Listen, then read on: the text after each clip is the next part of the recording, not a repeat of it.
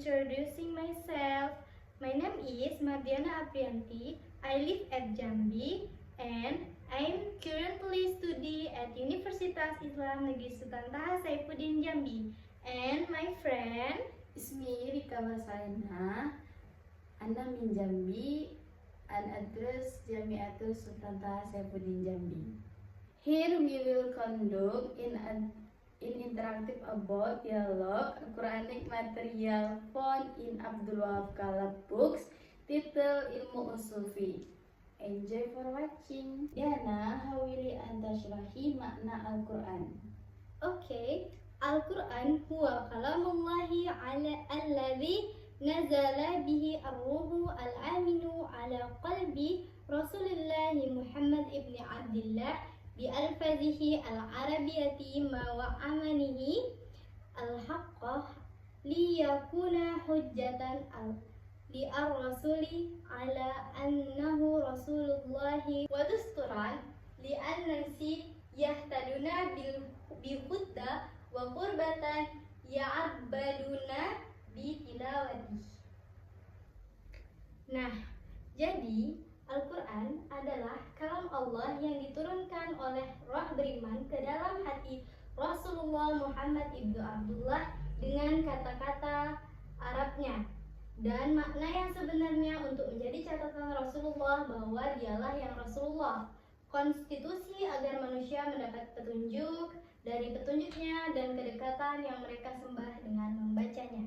Kaifa takunu asaratul Quran fi hadzal kitab? Al-burhanahu ala anna al-Qur'ana hujjatun ala an-nasi wa anna ahkamahu qanunun wajibun alaihim ittiba'uhu annahu min indillahi wa annahu nukila ilaihim anillahi bitarikin qat'iyyin la raiba fi sihhati amma burhanu ala annahu min indillahi fahuwa ijazuhu annasa an ayyatu bi mitlihi.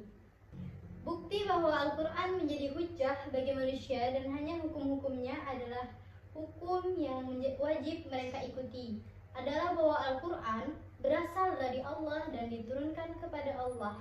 Mereka dari Allah secara pasti dan tidak ada keraguan keabsahannya karena buktinya dari Tuhan adalah ketidakmampuan manusia untuk menghasilkan hal seperti itu. Rika, ma huwa hadafu Al-Quran fi hadza al-kitab? Al-Quran anzalahu Allahu ala rasulihi liyatu hujjata lahu wa dusturu linnasi laisa min maqasidihi al-ghasalihi ayyukarrari nazayati ilmiyati fi khalqi al-masamawati wa al-ardi wa khalqi al-insani wa harakati al-kawakibi wa ghaihi min al-kanati lakinahu fi makami al-istali ala wujudi alahi wa nahu haza min al-faradi. Al-Quran, jadi Al-Quran diturunkan Allah kepada Rasulullah beliau dan menjadi konstitusi bagi manusia untuk menjadi hujjah bagi tujuan awalnya bukanlah untuk menetapkan teori-teori ilmiah tentang penciptanya langit dan bumi, penciptanya manusia dan pergerakan planet serta makhluk lainnya. Sebaliknya ia berada di dalam posisi dan keesaannya serta mengingatkan untuk membuktikan keberadaan Tuhan, manusia akan hikmat dan berkahnya serta tujuan-tujuan lainnya yang sejenis. Rika, ma al-hukum allazi tadamanahu Al-Quran? Anwa'u al-ahkami allazi ja'a biha Al-Quran al-karimu thalathatun. Al-awalu ahkamu al-tikadiyatu tata'allaku bima yajibu ala al-mukallafi i'tikadahu fi Allahi wa malaikatihi wa kutubihi wa rusulihi wa al-yawmil al-akhiri. Ada 3 jenis hukum yang disebutkan dalam Al-Quran. Yang pertama, hukum keimanan. Berkaitan dengan keimanan, orang yang bertanggung jawab kepada Tuhan, malaikat-malaikatnya, kitab-kitabnya, rasul-rasulnya, dan hari akhir. Wa al-tani ahkamu khuluqiyatu tata'allaku bima yajibu ala al-mukallafi an yatahalla bihi min al-fadli wa ayyatahalla anhu mina ar-radari. Yang kedua dana yaitu hukum akhlak berkaitan dengan keutamaan-keutamaan yang harus dimiliki oleh orang yang bertanggung jawab dan meninggalkan keburukan-keburukannya. Wa al-salisu al-ahkamu amaliyatu tata'allaku bima yasduru ani al-mukhallafa min aqwati wa af'alin wa ukudin wa tasarafatun wa hadza al-na'u talisu huwa fikrun al-Qur'an al-maqsudu al-wusulu ilaihi liyu'lama usulu al-fikhi. Jadi yang ketiga diananya itu putusan-putusan praktis yang berkaitan dengan perkataan, perbuatan, dan kontrak yang disposisikan yang dikeluarkan oleh wajib pajak. Tipe ketiga ini adalah filah Al-Quran yang dimaksudkan untuk dicapai melalui pengetahuan tentang prinsip-prinsip fikih. Adapun hukum yang terdapat dalam dalil Al-Quran yaitu wa aqimus sholata wa atuz zakata warka'u ma'ar raki'in, dan laksanakanlah salat, tunaikanlah zakat, dan ruku'lah beserta orang-orang yang ruku', yaitu surah Al-Baqarah ayat 43. Selanjutnya adapun di dalam surah An-Nisa ayat 103, sesungguhnya sholat itu adalah kewajiban yang ditentukan waktunya atas orang-orang yang beriman. Selanjutnya yaitu dalam Al-Baqarah ayat 183 yaitu ya ayyuhalladzina amanu kutiba alaikumusiyam kama kutiba alal ladzina min qablikum la'allakum tattaqun. Yang artinya, wahai orang-orang yang beriman, diwajibkan atas kamu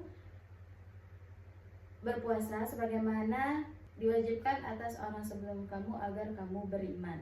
Jadi kelebihan pada kitab yang membahas tentang Al-Quran ini adalah penjelasan yang sistematis dan jelas. Kitab ini dikenal dengan gaya bahasanya yang sistematis dan mudah dipahami, terutama untuk pembaca yang sedang mempelajari usul fiqh. Dalam pembahasan mengenai Al-Quran, Abdul Wahab Khalaf tentang kedudukan Al-Quran sebagai sumber utama hukum Islam, pembagian ayat-ayatnya, muhkam dan mustasyabah, serta cara memahami teks Al-Quran dalam konteks hukum. Penulis juga memberikan penjelasan yang seimbang antara teori dan contoh aplikatif sehingga pembaca dapat mengerti secara praktis dan memahami konsep. Adapun kelebihannya yaitu berorientasi akademis dan moderat. Pendekatan yang digunakan Abdul Wahab Khalaf sangat akademis dan moderat. Dalam membahas Al-Quran, ia tidak hanya berfokus pada aspek hukum, tetapi juga mencakup dimensi kebahasaan dan konteks wahyu. Kitab ini menjadikan rujukan yang relevan baik untuk pelajar, akademisi, maupun praktisi karena tidak memihak kepada mazhab tertentu. Kekurangan dari kitab Abdul Wahab Khalaf ini tentang materi Al-Quran yaitu minimnya pembahasan kontekstual modern. Meskipun kitab ini pembahasan yang terkait sangat baik dan segi sistematik, beberapa Al-Quran kurang membahas konteks modern secara rinci. Sebagai contoh dalam menghadapi persoalan kontemporer seperti bioetika, teknologi, dan globalisasi, kitab ini tidak banyak memberikan panduan atau contoh bagaimana prinsip Al-Quran dapat diterapkan dalam konteks ini. Baik, selanjutnya rekomendasi. Kitab ini lebih menjelaskan soal sisi teoritis dibanding praktis, khususnya dalam pembahasan metode penafsiran atau istinbat hukum Al-Quran. Bagi pembaca pemula, penjelasan ini kadang terasa abstrak karena kurang dilengkapi dengan aplikasi langsung dalam kasus-kasus hukum atau problematika nyata yang bisa membantu pembaca memahami konsep dengan lebih konkret. Kitab Ilmul Usul Fiqh karya Abdul Wahab Khalaf adalah salah satu rujukan penting dalam kajian ilmu usul fiqh, terutama bagi mereka yang ingin memahami dasar-dasar penetapan hukum Islam. Buku ini sangat cocok untuk mahasiswa, dosen, dan siapa saja yang ingin mendalami hukum Islam secara sistematis. Gaya bahasanya yang runtut dan netral membuatnya dapat digunakan oleh pembaca dari berbagai latar belakang mazhab. Sebagai kitab yang fokus pada dasar teori, ia menjadi fondasi yang kuat untuk memahami lebih dalam bagaimana Al-Quran digunakan sebagai sumber hukum utama dalam Islam. Namun, adapun bagi pembaca yang mencari aplikasi praktis atau konteks yang relevan dengan masalah modern, kitab ini perlu dilengkapi dilengkapi dengan literatur tambahan. Oleh karena itu, disarankan agar pembaca menggunakan referensi kontemporer lain yang membahas aplikasi hukum Islam dalam isu-isu seperti teknologi, ekonomi modern, atau hukum internasional dengan menggabungkan pembahasan teoritis dari kitab ini dengan wacana yang lebih kontekstual. Pemahaman terhadap usul fiqh dan penerapannya akan menjadi lebih menyeluruh dan lebih lengkap. Sekian dialog interaktif yang dapat kami sampaikan. Bila ada kesalahan mohon dimaafkan. Lebih dan kurang saya mohon maaf. Kami akhiri. Bila taufiq wal hidayah. Assalamualaikum warahmatullahi wabarakatuh. Terima kasih.